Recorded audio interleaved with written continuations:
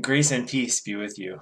Hi, my name is Mark. I'm the pastor at Sycamore Creek in Potterville. I have another brief thought for you today on our New Testament challenge reading.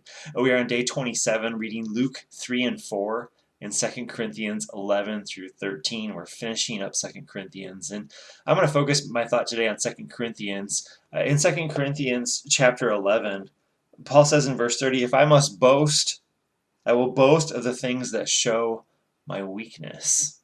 Paul points us to his weakness. And then he comes back again to this theme of weakness in chapter 12, where in verse 9 he says, "But he said to me," and this is God saying to Paul, "My grace is sufficient for you, for my power is made perfect in weakness."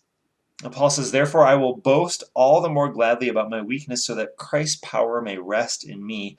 That is why, for Christ's sake, I delight in weakness, in insults, in hardships, in persecutions, in difficulties. For when I am weak, then I am strong."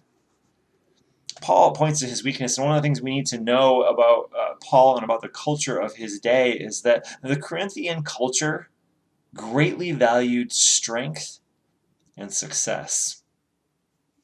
It sounds familiar, doesn't it?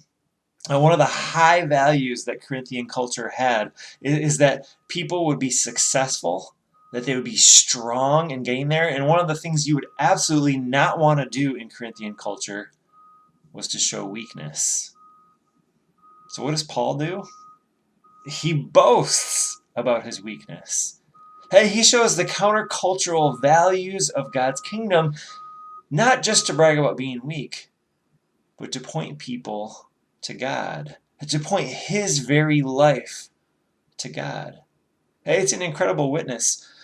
And what it shows is Paul needs God. Paul depends on God. And what I want to ask you today is, where do you need God? What areas of life do you depend on God?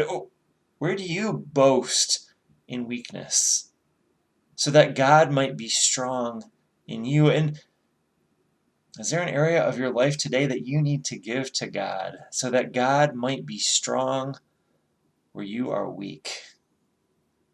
May God's grace and peace be with you.